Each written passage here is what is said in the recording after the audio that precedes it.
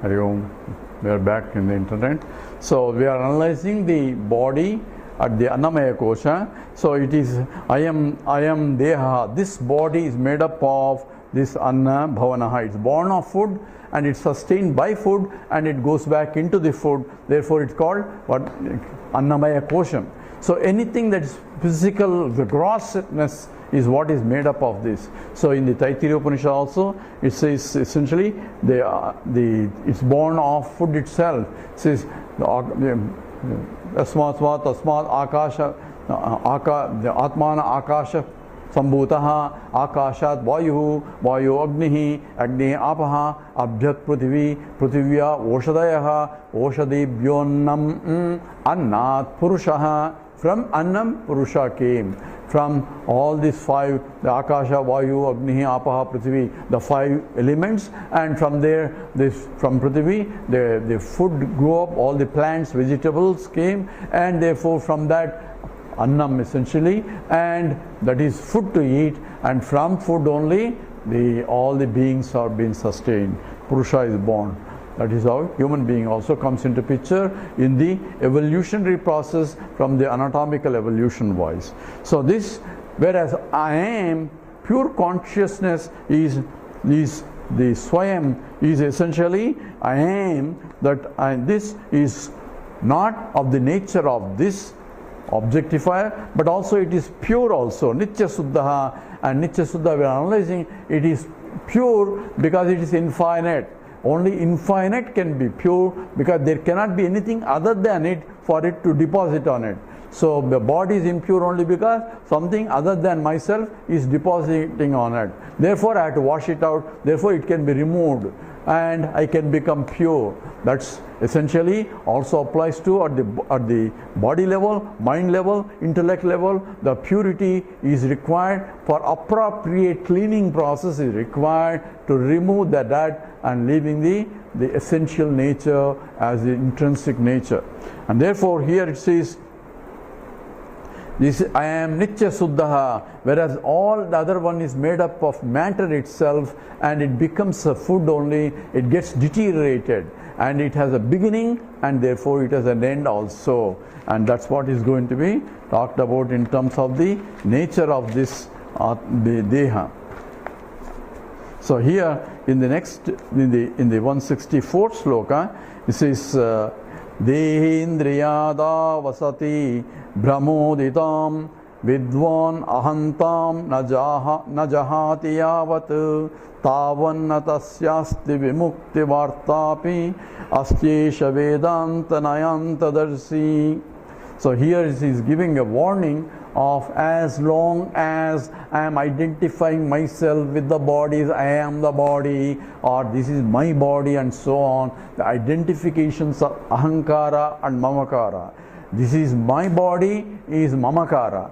I am the body, it becomes ahankara. I am this is the essence of ego, ahankara, where I am identifying myself with this. That's what ahankara is. Ahankara means ego.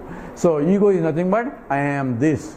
And I cannot but identify as long as I have BMI is there. So I had to use, while identifying, a discriminative faculty to see what is that I am, the truth part, nityam part, from the anityam part. That's why viveka is. Viveka means a discriminative intellect is required to differentiate what is real and what is unreal. So in nitya, anitya, vastu, vivekaha. So that's how the Shankaracharya defines what is that. So I need a very subtle intellect, not the sharp intellect to dissect and differentiate, but that which sees in and through in this combination of I am this. So I cannot remove that. So mind has to work using the mind itself. I had to know that I am not the mind, and that inquiry, that's called viveka, therefore is required a discriminative faculty.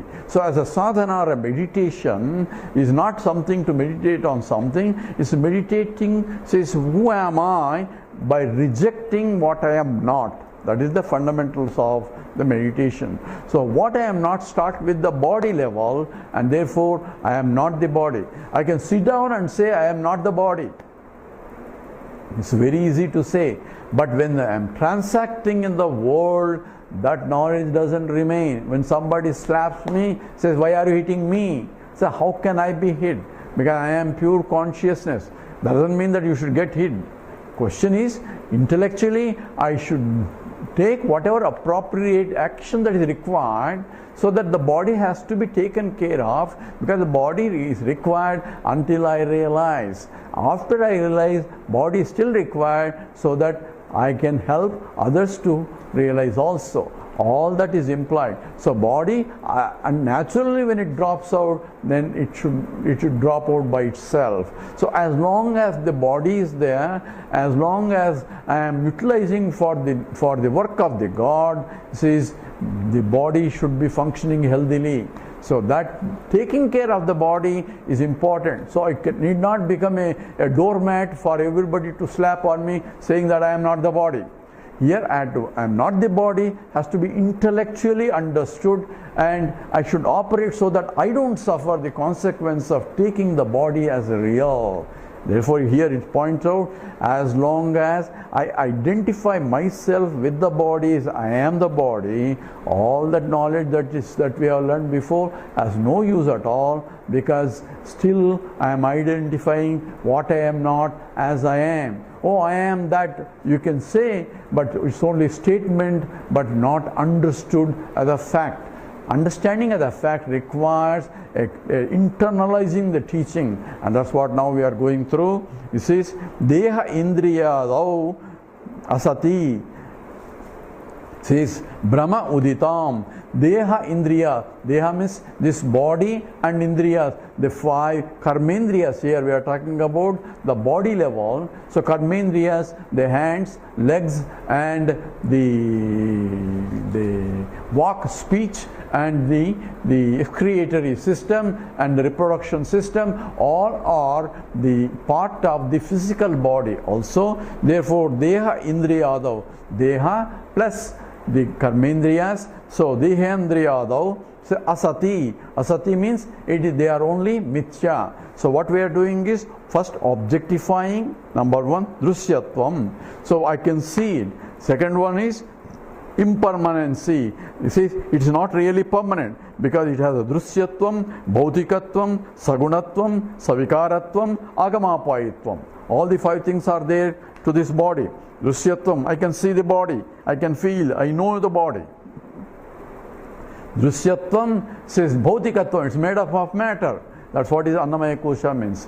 Drusyatvam, bhautikatvam, sagunatvam says I am fat, I am big, I am long, I am tall, I am white, I am black. All this only fakmamsa rudira snayuhu medo majjasti sankulaha purnam motra purishabhyam stolamindya midam vapuhu. The same sloka came before when you're talking about sthula sarira. Fakmamsa rudira snayu, all those assemblies of all this filth and blood and all that his body is made up of. But that which enlivens the body is the Atma. So it has become, even though it is filthy and matter, there is something that enlivens and makes the body so beautiful, so functional, and make it, in fact, is the divine, divinizes by its very presence. Says that which is by mere presence of it, the body is functioning so beautifully. You can see the glory of that Atma is, and that is make the body. So as long as the inner, the idol is there and it's being worshipped, therefore it is still a temple. When the idol is removed, it is just a building, has no value at all. Therefore, Deha Indriyadi, say Indriyadav Asati, its mithya has to be understood. And this will go through this more sloka carefully, so that when we are identifying with this, we have to remember these slokas and then apply it for us not to get detached from identification with the body. That is to be required as a sadhana. We'll continue this after some time. Hari Om. Om Purnamada Purnamidam Purnat Purnamudachyate Purnasya Purnamadaya Purnameva Vasishyate. Om Shanti Shanti Shanti. Harihi Om. Shri Gurubhyo Namaha. Harihi Om.